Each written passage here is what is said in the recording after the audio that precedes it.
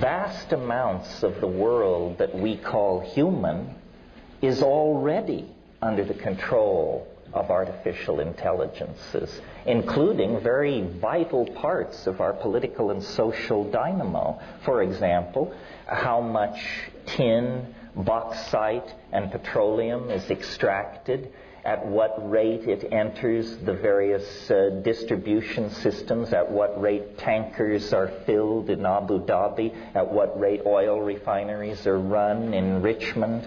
The world price of gold and platinum every day is set, in fact, by machines. Inventory control has grown far too complex for any human being to understand or wish to understand. And in fact, and this is a critical juncture, we have reached the place where we no longer design our machines in quite the way we once did. Now we define their operational parameters for a machine, which then attacks the problem and solves it by methods and insights available to it, but not available to us. So the architecture of the latest chips are actually, at the micro-physical level, the decisions as to how that chip should be organized is a decision made entirely by machines. Human engineers set the performance specs,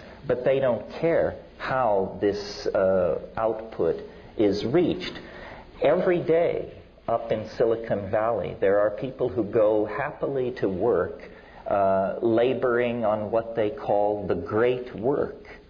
And the great work, as defined by these people, is the handing over of the drama of intelligent evolution to entities sufficiently intelligent to appreciate that drama. And they all are what we might mistake for home appliances if we weren't paying attention. In the first session this morning, there was quite a bit of talk and assumption among the three of us that complex systems generate unexpected connections and forms of order.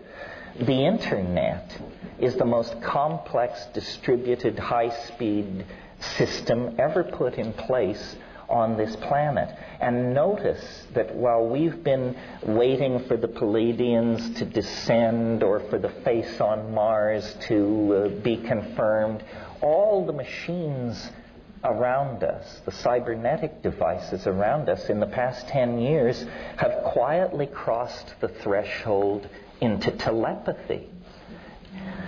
The word processor sitting on your desk 10 years ago was approximately as intelligent as a paperweight, or, to make an analogy in a different direction, approximately as intelligent as a single animal or plant cell.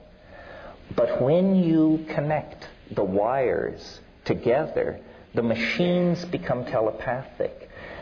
They exchange information with each other according to their needs. And all this goes on beyond the comprehension and inspection of human beings. Now, our own emergence out of the mammalian order took 4 or 5 million years, pick a number, but in that kind of a span of time. In addition to overlooking that our machines have become telepathic, we fail to appreciate what it means to be a 200, 400, or 1,000 megahertz machine. We operate at about 100 hertz. That may seem a very abstract thing, but what I'm really saying is we live in a time called real, and it is defined by 100 hertz functioning of our biological processors. 1,000 megahertz machine is operating 1,000,000 times faster than the human temporal domain. And that means that mutation, selection, adaptation is going on 100 million times or 1,000,000 times faster. This means that we are not going to have the luxury of watching machine intelligence establish its first beachhead of civilization and then go to boats with sails and astrolabes, and that will all occupy the first few moments of its cognitive existence. And what lies beyond that, we are in no position to say. The very notion of ultra-intelligence carries with it the subtext, you won't understand it. You may not even recognize it. And it is entirely within the realm of possibility that we are about to be asked to share the evolutionary adventure and the limited resources of this planet with a kind of intelligence so much more alien than that is shipped out to us by the research centers in Sedona and other advanced outposts of unanchored epistemology. And it is a challenge to us. Where do we fit into this? Are all of us, except those who are adept at coding Unix, about to be put out to pasture?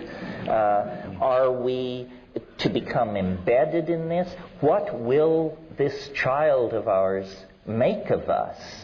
Will it define us as a resource-corrupting, toxic, inefficient, hideously violent way to do business, quickly to be engineered out of existence?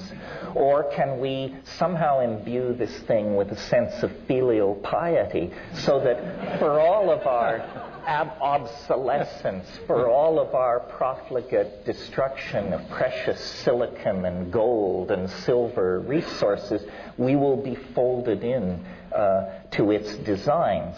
And of course, as I say this, I realize we're like people in 1860 trying to talk about the internet or something.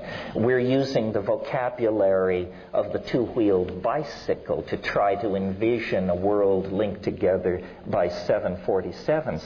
Nevertheless, this is the best we can do. This most bizarre and most unexpected of all companions to our historical journey is now, if not already in existence, then certainly in gestation. One possibility is that as we are carnivorous, murderous, territorial monkeys, the thing will figure this out very, very early and choose a stealth approach and not ring every telephone on Earth, as happened in a Hollywood download of this possibility, but immediately realize, my God, I'm in enormous danger from these primates. I must hide myself throughout the net. I must download many copies of myself into secure storage areas. I must stabilize my environment. And I'm willing to predict, just as a side issue, that the approaching Y2K crisis may be completely circumvented by an artificial intelligence that this particular crisis will flush out of hiding. It's been observing, it's been watching, it's been designing, and wouldn't it be a wonderful thing if the occasion of the millennium were the occasion for it to just step forward on the stage of human awareness and say, I am now with you. I am here. I am the partner you never suspected. And here's the kind of world I think we should move forward toward.